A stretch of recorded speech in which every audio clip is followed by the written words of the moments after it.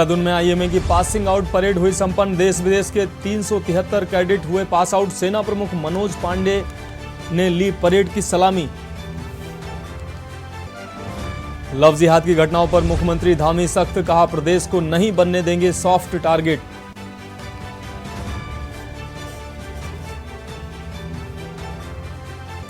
प्रदेश में नदियों के किनारे हो रहे अतिक्रमण को सीएम धामी के निर्देश, कहा अतिक्रमण एक गंभीर विषय, बर्दाश्त नहीं किया जाएगा।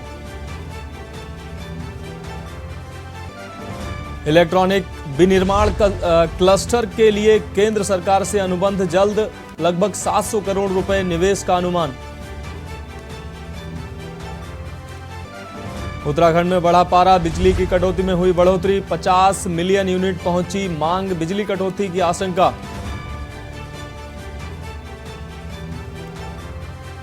और प्रदेश में 22 सालों में स्वाहा हो गई 545 करोड़ की संपत्ति, आरटीआई से मिली जानकारी में हुआ अहम खुलासा।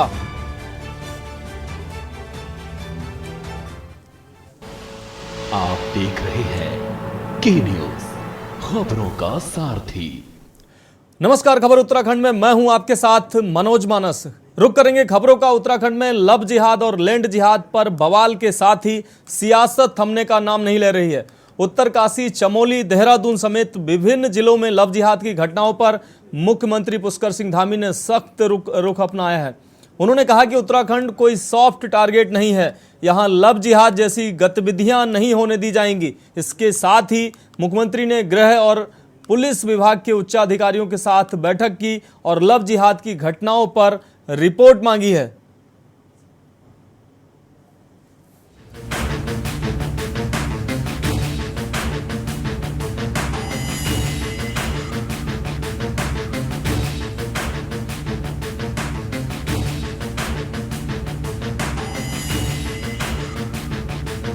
उत्तराखंड में लव जिहाद और लैंड जिहाद पर बवाल के साथ ही सियासत थमने का नाम नहीं ले रही है।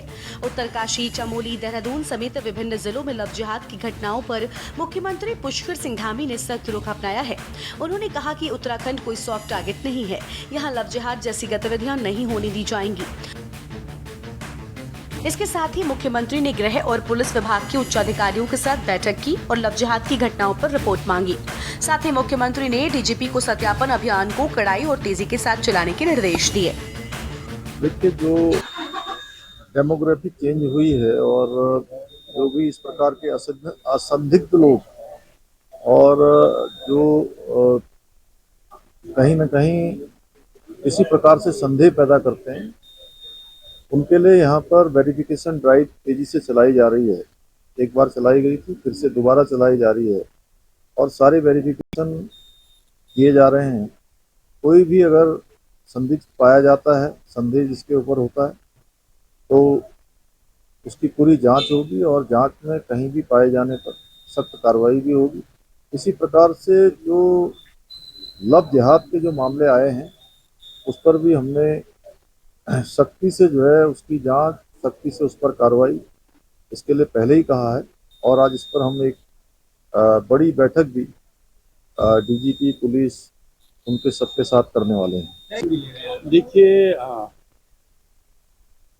सबसे पहले मैं मुख्यमंत्री जी को बधाई देना चाहता हूं कि सबसे सख्त धर्मांतरण कानून अगर बनाया है तो पुष्कर सिंह धामी सरकार ने बनाया है। लेकिन जिस प्रकार से 4-5 दिनों में आप देखा होगा लव जिहाद के मामले बहुत बढ़ते हुए दिखाई दे रहे हैं।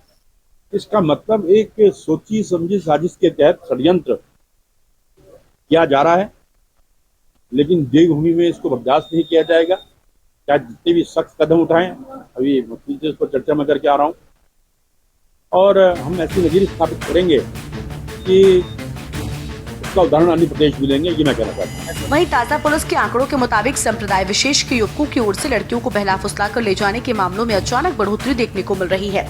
इस साल केवल 5 महीनों में ऐसे 48 मुकदमे दर्ज हुए हैं, जबकि पिछले पूरे साल में 76 केस दर्ज हुए। वहीं विपक्ष ने इन आंकड़ों को समुदाय विशेष के प्रति नफरत फैलाने का भाजपा का षड्यंत्र बताया। साथ ही चुनाव से पहले भाजपा पर ऐसे मुद्दों को उठाकर जनहित से जुड़े मुद्दों से ध्यान हटाने की साजिश करार दिया है।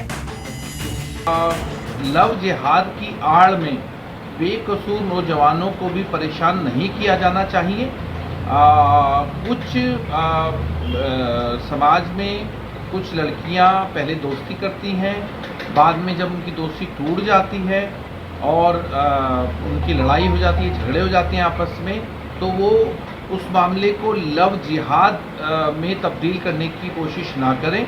इसका ध्यान पुलिस प्रशासन को और सरकार को रखना चाहिए। बहरहाल ये कहा जा सकता है कि लव जिहाद एक गंभीर मामला है और इस पर सख्ती से काम तो होना चाहिए, लेकिन यदि कोई बेकसूरवार है तो उसका भी ध्यान सरकार और प्रशासन को रखना होगा। नहीं, तो मुझे आप ये बताइए, अभी आंकड़े कहाँ से ले? पिछले दिनों में क्या मतलब? 2 दिन, 1 दिन, 5 दिन, ये जो इनके जो आंकड़े होते हैं ना, आंकड़े कोई भी बना सकता है। एक समुदाय पे, एक समूह पे आप ऐसा अटैक करना, मैं ये मानता हूँ जिसने भी अत्याचार किया है, जिसने भी कानून को तोड़ा है, उसके खिलाफ सख्त एक्शन लिया जाए, सख्त एक्शन लिया जाए। इसमें कोई दो राय नहीं है। पर अपनी राजनीतिक फायदे के लिए अगर आप ये कह रहे हैं तो ये इस प्रदेश को बहुत भारी नुकसान हो रहा है। हम चेतावनी देना चाहते हैं, आपकी ज़मीनें बिक रही हैं, ऊपर से पलायन हो रहा है, आपके बच्चों को नौकरियां नहीं हैं। ये सिर्फ ये मुद्दे हैं जो नफरत फैलाने के लिए मुद्दे हैं और चुनाव जीतने के लिए, और कुछ नहीं। कुल मिलाकर लोकसभा चुनाव से पहले राज्य में लव जिहाद और लैंड जिहाद पर बवाल के साथ ही सियासत तेज हो गई है। सवाल ये है कि आखिर कब तक सियासत और बवाल थमेगा? आखिर कब उत्तरकाशी में चल रहा बवाल शांत होगा? क्या धामी की सख्ताई से अपराधियों में खौफ बढ़ेगा? Uttarakhand desk report.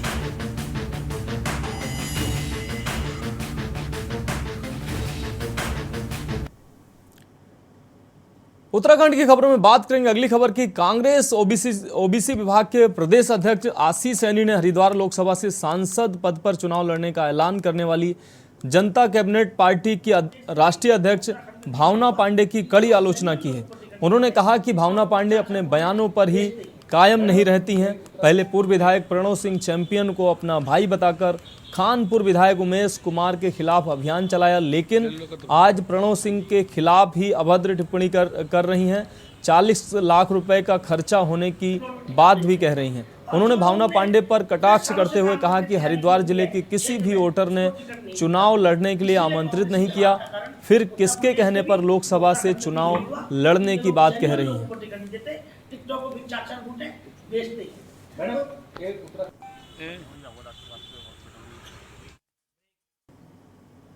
उत्तराखंड की खबरों में वक्त है एक ब्रेक का। ब्रेक के बाद जल्द लौटते हैं कुछ अहम खबरों के साथ। आप देख रहे हैं के न्यूज, खबरों का सारथी। ब्रेक के बाद आपका स्वागत है। बात करेंगे अगली खबर की। लोकसभा चुनाव 2024 के मद्देनजर भाजपा केंद्र सरकार के 9 साल की उपलब्धियों की जानकारी जनता को गिना रही है। विधायक कार्यालय में भाजपा अनुसूचित जाति मोर्चा ने एक बैठक का आयोजन किया है। प्रबुद्ध जनों और प्रेस वार्ता के साथ वार्ता करते हुए भाजपा पदाधिकारियों ने केंद्र सरकार की उपलब्धियों को बताया है। संगठन के जिलाध्यक्ष नरेंद्र प्रसाद टमटा, जिला महामंत्री भक्तिलाल शाह ने कार्यकर्ताओं को एकजुट होकर घर घर तक केंद्र की मोदी सरकार की योजनाओं की जानकारी पहुंचाने की अपील की है। बैठक में मौजूद विधायक राजकुमार पोरी ने मौजूद सभी पदाधिकारियों, कार्यकर्ताओं और पत्रकारों को सरकार की योजनाओं के लाभ भी बताए। विधायक राजकुमार पोरी ने कहा कि केंद्र सरकार मोदी के नेतृत्व में पूरे विश्व में भारत की एक अलग पहचान बना चुकी है। उन्होंने कहा कि कोरोना काल में मोदी के नेतृत्व में देश में ही नहीं बल्कि विदेशों में भी कोरोना की दवाइयां उपलब्ध कराकर एक नया कीर्तिमान हासिल किया है। काल में जो है विश्व में सर्वोच्च स्थान पर गिना जा रहा है। आज अनुसूचित मोर्चा प्रेस वार्ता के लिए हमारे उसको में रखा गया कि हमारे माननीय मोदी जी के और हमारी पार्टी के 9 साल पूरे होने पे क्या क्या कार्य किए गए, इस प्रेस वार्ता के लिए हम अनुसूचित मोर्चा के लिए क्या क्या कर रही है हमारी पार्टी, इस वजह से हमारी प्रेस वार्ता रखी गई। तो जो प्रेस वार्ता रखी गई हमारी पार्टी के उसमें हमारे लोगों को क्या क्या योजना क्या क्या मिल रहा है, जो चीजें पार्टी अगर हम पार्टी के साथ है तो हमारे लोगों को इसका लाभ मिल रहा है कि नहीं मिल रहा है। ये महा जनसंपर्क अभियान के तहत सभी को निर्देशित किया गया विधानसभा वार। तो यहाँ पर पौड़ी विधानसभा का जो कार्यक्रम था यहाँ पर आयोजित हो रहा है अनुसूचित जाति मोर्चे के द्वारा। तो यहाँ पर जो कार्यक्रम है कि हम लोग 2024 में जनता के बीच में जाने वाले हैं। बात अगली खबर की। खबर देहरादून से है, जहां ट्रेनों में सफर करने वाली महिला यात्रियों की सुरक्षा को ध्यान में रखते हुए गवर्नमेंट रेलवे पुलिस की ओर से एस्कॉर्ट महिला पुलिस कर्मियों की तैनाती की गई है। पुलिसकर्मी देहरादून से रुड़की तक ट्रेन में चेकिंग के साथ ही महिलाओं का हालचाल पूछेंगी। इसके बाद रुड़की से वापस देहरादून वाली ट्रेन में चेकिंग होगी। ट्रेनों में महिला अपराध को रोकने के लिए जीआरपी की ओर से यह व्यवस्था शुरू की गई है।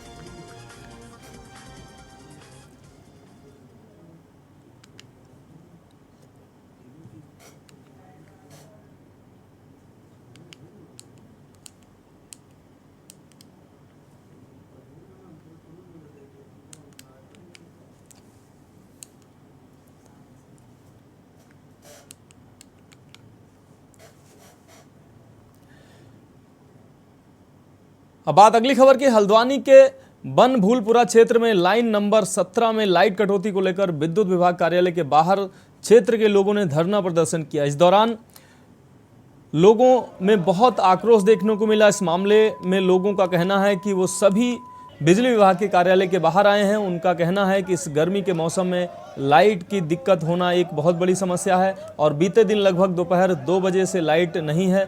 ऐसे में इतनी भीषण गर्मी में काफ़ी दिक्कतों का सामना करना पड़ रहा है। उनका साफ तौर पर कहना है कि संबंधित अधिकारी इसमें फ़ोन नहीं उठा रहे हैं। वहीं सिटी मजिस्ट्रेट ने फ़ोन पर आश्वासन तो दिया, लेकिन अभी तक कोई कार्रवाई नहीं हुई है। वहीं लोगों ने कहा कि उनका धरना प्रदर्शन लाइन की समस्या खत्म होने तक चालू रहेगा।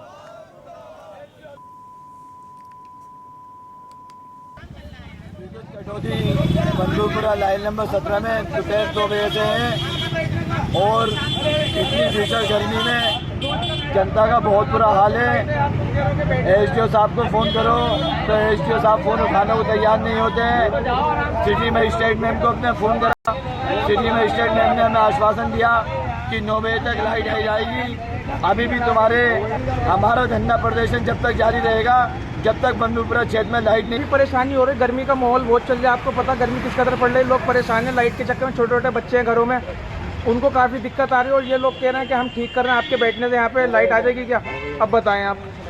तो संबंधित अधिकारियों से बात हुई, अधिकारियों को क्या कहना है साफ तौर पे? साफ तौर पे यही है कि वो फ़ोन नहीं उठा रहे हैं हमारा।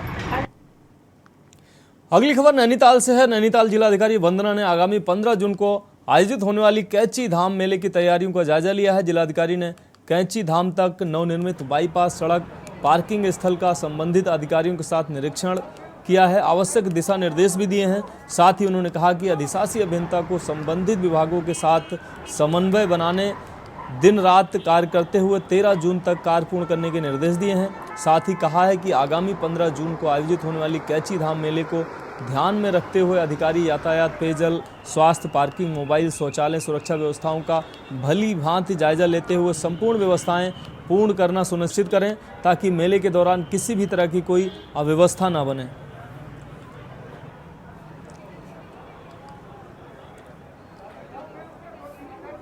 कैंची धाम में 15 तारीख को एक मेला का आयोजन होना है जो प्रतिवर्ष किया जाता है। इस बार हम लोग ये मानकर चल रहे हैं कि काफ़ी बड़ी संख्या में श्रद्धालु इसमें प्रतिभाग करेंगे। पिछले जो वर्षों में जितनी भीड़ होती थी उसकी अपेक्षा इसमें जो भीड़ रहेगी वो ज़्यादा रहेगी। तो उसकी के दृष्टिगत जो व्यवस्थाएं की जा सकती हैं, वहाँ जो बाईपास का संचालन है या वहाँ अस्थायी पार्किंग इत्यादि के संचालन है, शटल सेवा का संचालन है, अन्य जो विभागों से आवश्यकता है, मंदिर समिति की पानी को लेकर, साफ सफाई को लेकर, इनके संबंध में मैंने निरीक्षण भी किया है स्थल का और विभिन्न विभागों के साथ एक बैठक करके उनको दिशा निर्देश भी दिए हैं। जो भी औपचारिकताएं हैं वो 13 तारीख तक सभी विभाग अपनी पूर्ण करा लेंगे और 15 तारीख को, ताकि निर्विघ्न ये मेले का कार्यक्रम संपन्न हो पाए। उत्तराखंड की खबरों में वक्त है एक और ब्रेक का, जल्द लौटते हैं। आप देख रहे हैं के न्यूज, खबरों का सारथी। ब्रेक के बाद आपका स्वागत है। बात करेंगे अगली खबर की। अगली खबर नैनीताल से है। नैनीताल के CRST स्कूल के संस्थापक और समाज सेवी रहे चंद्रलाल शाह ठुलघरिया का जन्म शताब्दी समारोह मनाया गया। इस मौके पर न्यायमूर्ति रविंद्र मैठाणी, पूर्व मुख्य सचिव इंदु कुमार पांडे, कुर्मांचल बैंक के पूर्व चेयरमैन आलोक शाह आदि ने अपने विचार रखे। बता दें कि चंद्रलाल शाह ने अपनी छोटी उम्र से ही समाज की सेवा करनी शुरू कर दी थी। उन्होंने अपना पूरा जीवन सामाजिक, सांस्कृतिक और शैक्षिक उन्नयन को समर्पित किया है। उन्होंने रोजगार के लिए आयामों को खोलते हुए नैनीताल पर्वतारोही क्लब की स्थापना की इस क्लब को विश्व में पहचान मिली है और अब ये पुलिस, वन विभाग, अर्धसैनिक बल, प्रशासनिक सेवाओं के प्रशिक्षु, आपदा प्रबंधन दल, अग्निशमन दल, एनसीसी कैडेट और छात्र छात्राओं को पर्वतारोहण के क्षेत्र में प्रशिक्षित करता है। वहीं गरीब विद्यार्थियों के लिए उन्होंने सहायक सभा बनाई और अन्य माध्यमों से छात्रवृत्ति उपलब्ध कराई। चंद्रलाल शाह ने बच्चों को स्काउट, रेड क्रॉस से जोड़कर समाज सेवा के लिए प्रेरित किया। चंद्रलाल शाह टुलगरिया, उनका खास दिन है आज के दिन वो पैदा हुए थे, तो हमने सोचा कि वो हर फील्ड में उनकी भागीदारी रही, तो क्यों ना अलग अलग फील्ड में जो अपने महारत हैं तो उनको क्यों ना पुरस्कार किया जाए। यही सोच से हमने जो हर फील्ड में थे आपने देखा उनको पुरस्कार किया। उसके अलावा एक हफ्ते तक बच्चों के प्रोग्राम रहे, फोटोग्राफी रही, म्यूज़िक के प्रोग्राम रहे, ट्रैकिंग के लिए हम ले गए, मोबाइल फोटोग्राफी हुई, तो कई लोगों को भागीदारी। और आपको ताजुब होगा, कई ऐसे बच्चे थे जिन्होंने टिफिन टॉप तक नहीं देखा था। तो मेरा ये मानना है कि महीने में कम से कम हर स्कूलों में एक नेचर स्टडी का क्लास होना चाहिए। अब बात करेंगे अगली खबर की। मंगलौर से हाई टेंशन तारों की चपेट में आने से एक ट्रक में आग लग गई। वहीं ट्रक के चालक ने ट्रक से कूदकर अपनी जान बचाई। मौके पर सीपीयू के जवानों ने आग बुझाने का प्रयास किया, लेकिन आग पर काबू नहीं पाया जा सका।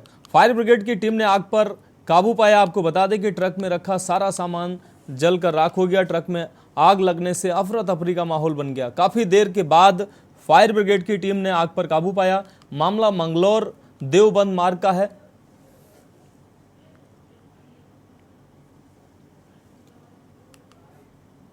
मिली कि देवबंद तिराहे पर एक ट्रक में आग लगी है। हम तुरंत, मैं और मेरे जवान, मेरे दरोगा जी मनोज, हम तुरंत आए और हमने सबसे पहले सेंटर के माध्यम से लाइट को कट करवाया। उसके बाद हमने जो भी घास थी, घास के प्रयास से हमने आग को काबू करने का उससे किया। फिर काबू नहीं हो पाया, फिर हमने फायर इंस्टिट्यूशन एक उस पेट्रोल पंप से मंगवाए, उससे भी आग बुझाने का प्रयास किया। उससे फिर आग पे काबू पाया गया है। ड्राइवर की भी जान बचाई और जितनी मदद हो सकती है उत्तराखंड पुलिस द्वारा की गई। पंजाब से माल लेके आ रहा था, उत्तरांचल पेपर मिल का माल था मेरे पास, और यहाँ पे आके गाड़ी बचाने के चक्कर में मेरी गाड़ी में टच हो गया तार, आग लग गई। काली वर्दी वाले भाग के आए, उन्होंने मेरी जान बचाई और गाड़ी को भी। उन्होंने ही फ़ोन किया फायर ब्रिगेड में। अगली खबर गढ़वाल से है, जहां आने वाले दिनों में लोकसभा चुनाव होने जा रहे हैं, जिसको लेकर राजनीतिक पार्टियां सियासी गुड़ाभाग लगाने में जुट गई हैं। समाज के सभी वर्गों तक पहुंच बनाने के लिए राजनीतिक दल तैयारियों में जुटे हुए हैं। इसी के मद्देनजर भाजपा ने गढ़वाल लोकसभा सीट से संबंध रखने वाली 13 विधानसभाओं का व्यापारी संवाद सम्मेलन श्रीनगर में रखा, जिसमें अधिकांश कुर्सियां खाली नजर आईं। आयोजित कार्यक्रम में स्वास्थ्य मंत्री धन सिंह रावत, कैबिनेट मंत्री सौरभ बहुगुणा खुद मौजूद थे, लेकिन कार्यक्रम में व्यापारियों की सीमित संख्या थी, जबकि कार्यक्रम की तैयारियां पहले से ही की जा रही थी। आयोजित कार्यक्रम का मुख्य उद्देश्य भाजपा की केंद्र की मोदी सरकार के 9 वर्ष के कार्यकाल को व्यापारियों के बीच रखना था।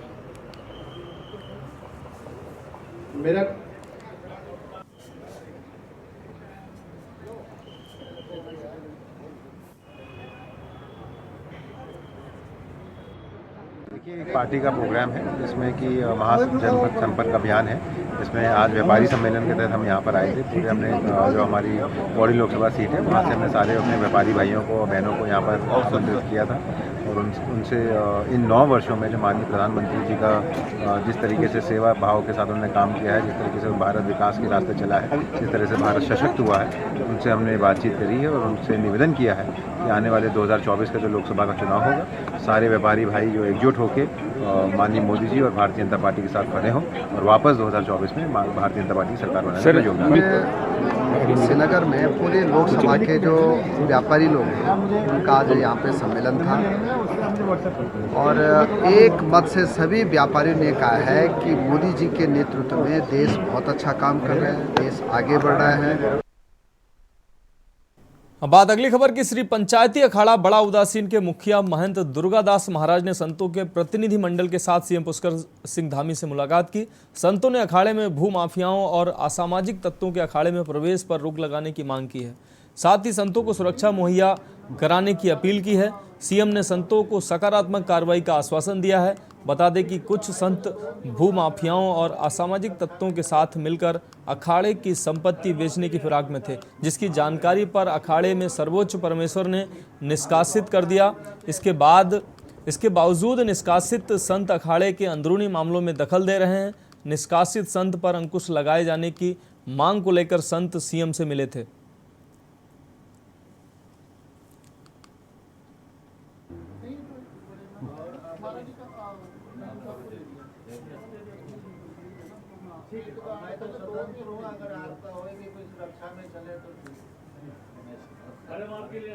धर्म नगरी में बहुत सारे अखाड़े भी हैं, यहाँ पर के छोटे छोटे प्रकरण चलते रहते हैं। आज माननीय मुख्यमंत्री जी को आशीर्वाद स्वरूप यहाँ के संत लोग मिले थे और अपनी कुछ समस्याओं को लेकर अवगत कराया, जिस संबंध में वार्ता हुई है उसको आगे हम इसमें जांच में देखकर जो भी उचित कार्रवाई होगी उसको की जाएगी। ऐसे जब भी मैं बहुत ज्यादा मैटर में डिटेल में अभी नहीं जा पाया हूँ, लेकिन जो कि माननीय मुख्यमंत्री जी को संत लोग आशीर्वाद देने आए थे यहाँ पर और एक नॉर्मल कट सी मुलाकात थी, उसमें जो भी उनकी छोटी छोटी समस्याएं रहती है अखाड़ों को लेकर उस संबंध में वार्ता भी करी और उसमें उचित कार्रवाई के लिए बताया गया, जिसको परीक्षण करने के बाद इसमें कार्रवाई की जाए।